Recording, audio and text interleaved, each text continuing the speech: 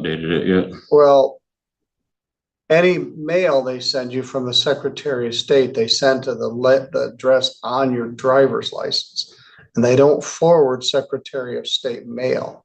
So you got suspended for having 3 crashes in 2022 until you have a reinstatement hearing and they determine whether you're valid to drive. Well, they set a reinstatement hearing and you didn't show up. So you should know all this if you ever went into the Secretary of State's office. So essentially, you haven't done anything since June except get arrested and post $1,000 bond. You need to go to the Secretary of State and find out what you need to do. Your drinking, driving stuff is more than 10 years old, so that doesn't have anything to do with it. I actually gave up drinking after that one. All right, well, good for you. But you got all these tickets in short order. A couple of them are crashes, and they say no alcohol involved. The Marshall one was driving down the highway, and a guy like slowly merged and bumped the side of my car because he was in a company vehicle. Well, you don't need to explain it to me. You need to explain it to the SOS. They're the ones that took your license. So we've got, if you get a driving suspended, you're going to be suspended for at least 1 more year. If it's reduced to no ops, you'll be suspended for 1 more year. If it is reduced to a 257, 326, maybe you'll have some chance to get it. But the prosecutor adjourned it from the May date for you to do some things by June 19th. And then you promptly failed to appear on June 19th or ever after until you got arrested. Buckle up, guys. Today we are going to watch a courtroom exchange spiral fast. The judge opens by laying out a long trail of missed notices, suspended driving privileges, and repeated failures to take responsibility. What sounds like routine paperwork quickly turns serious as the court explains the defendant hasn't legally driven in years, skipped required hearings, and kept digging the hole deeper with every bad decision. Are there new charges for the arrest? I don't know. You don't have a new ticket, do you? Mm-mm.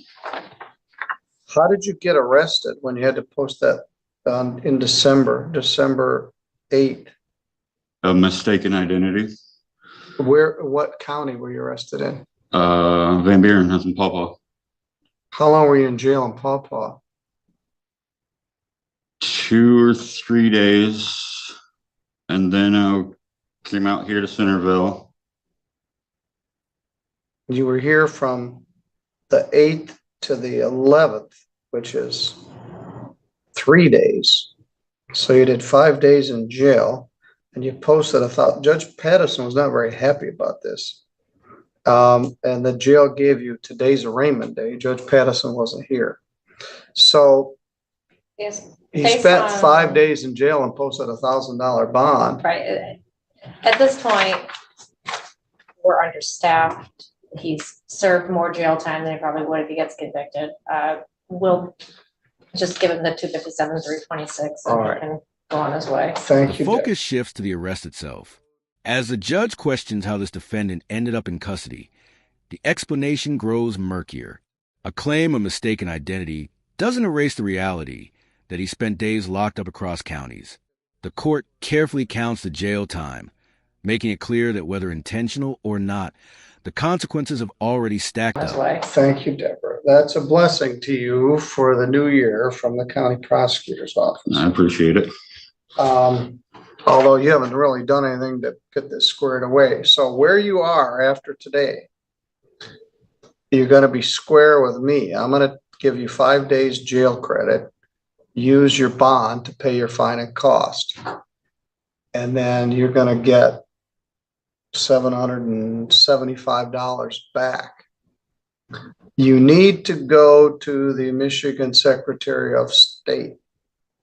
And do you know if that's still appointment only, or are they doing walk-ins now? They do walk-ins, but you go take a number. For example, if you try to walk in Kalamazoo, you probably wait a long time. And so I always went out to, like, what is it, the outskirts of Pawpaw or like the smaller towns? Oh, yeah, there is one in Pawpaw, there's one in Dowagiac, there are several in Kalamazoo. The one in St. Joe County is in Sturgis. But you need to go in there and figure it out. Now, who brought you here? A friend of mine. All right, what's her name? Unexpectedly, the prosecutor steps in with rare leniency. A reduced charge is offered, framed almost like a year-end gift. The judge accepts it but doesn't hide frustration, noting the defendant hasn't earned this break through effort or accountability. Jail credit is applied, money is discussed, and for a moment, it feels like the situation might quietly resolve. What's her name? Her name? Yeah, her name. I'm drawing a blank right now. I'm sorry. Randy. Right, all right, what kind of car is she in? It's a black Audi. It's out in the parking lot right now? Yes, it is. All right, we'll confirm that. I suggest you ask him that question again, because I looked at the camera. He drove himself in this morning. She was getting tired close by, so Yay.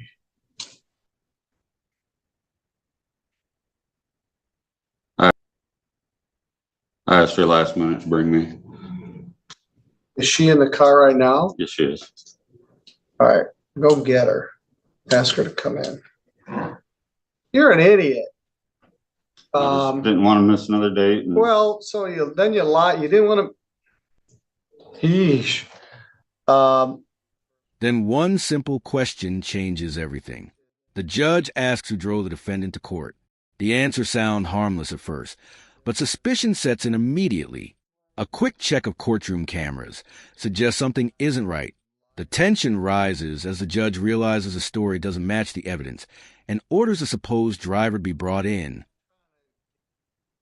This is very foolish and I was insulted. It hurts my feelings when people lie to me. So you looked me in the eye and lied to me about driving here, which I suspected you had when you first walked in late.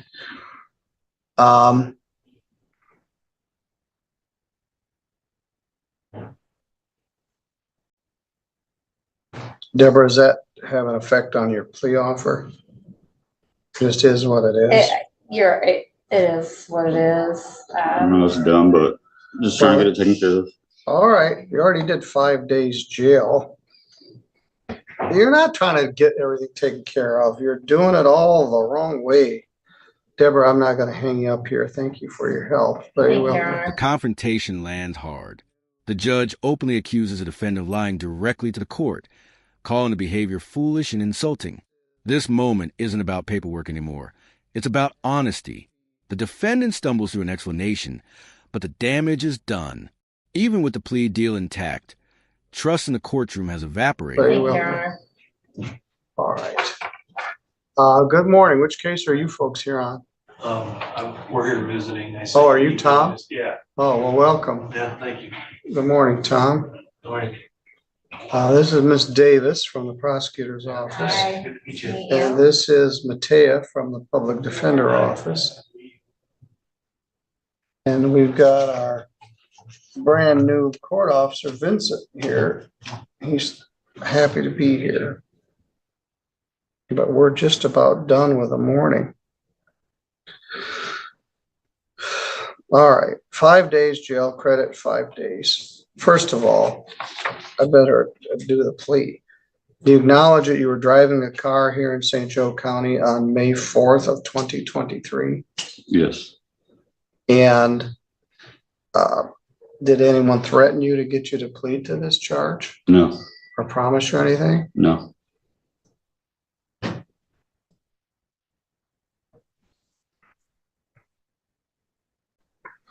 Courtroom formalities resume, but the atmosphere has changed. Introductions are made, the plea is entered, and the defendant formally admits to driving while suspended. The process moves forward on paper. Yet the earlier lie hangs in the air. What should be routine now feels tense, as everyone waits to hear from the person dragged into the situation. Good morning. Hi. How are you? Good morning. What's your name? My name is Randy Brown. Randy, do you have a valid driver's license? I do. according to Mr. Bray, you were gonna drive him here and then he foolishly drove himself here.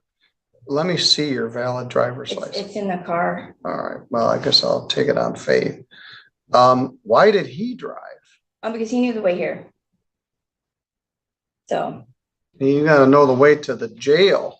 But why bring a licensed driver if you're gonna drive illegally anyway? But will you drive back? yes, I will. All right, I don't think she would let me drive. go ahead and have a seat. Thank you.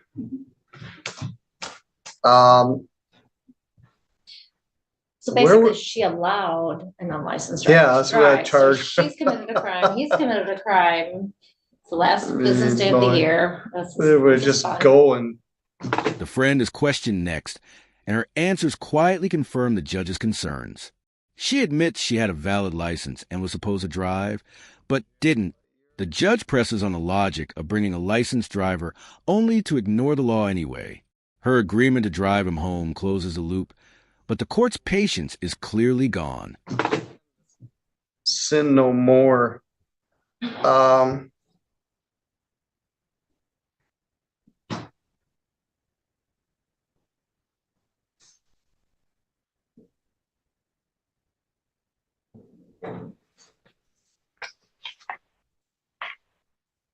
Well, you already did 5 days in jail, and just because I'm irked is not a reason to put somebody in jail, but you're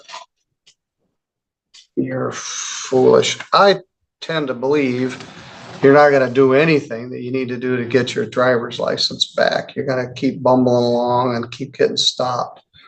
You gotta go to the Secretary of State and make an appointment for a driver license review. They set you an appointment. Now, one thing you could do when you go to the Secretary of State is change your address on your driver's license. If you are living at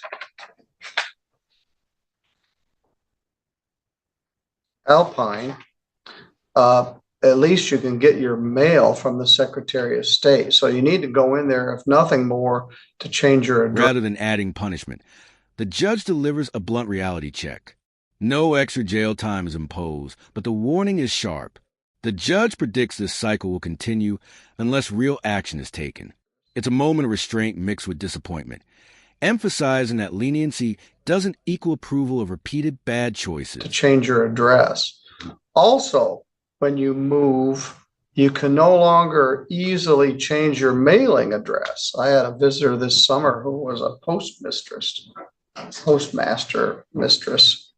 Anyway, she was a postmaster in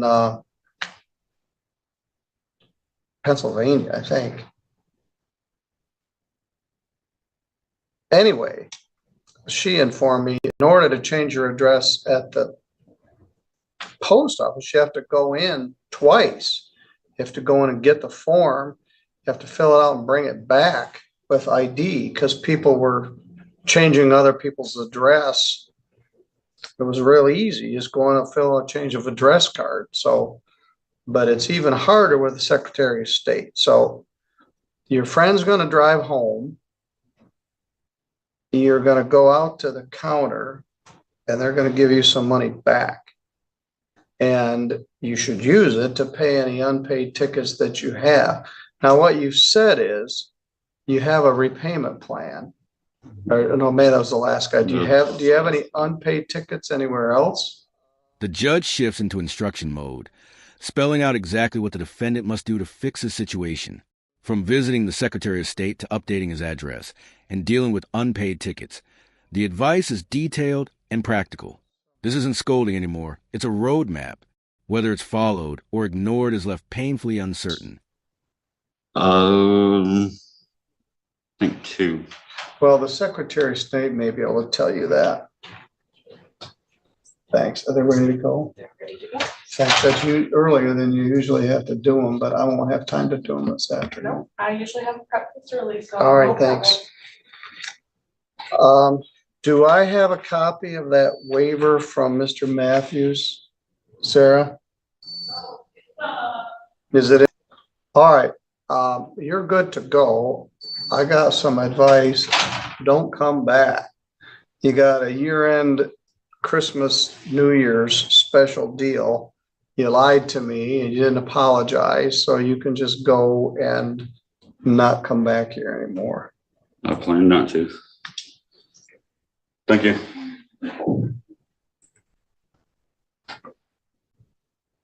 Thank you, Deborah. That was fun. Nice seeing you. It really wasn't. I had a guy who didn't show up, Mr. Malcolm, and I have another lady that has a history of not showing up that allegedly is gonna be here. The hearing ends with a final, stinging dismissal. The judge reminds the defendant he received an exceptional break despite lying to the court and failing to apologize. The message is clear: don't come back. As the courtroom moves on to other cases, this one closes on a warning disguised as mercy.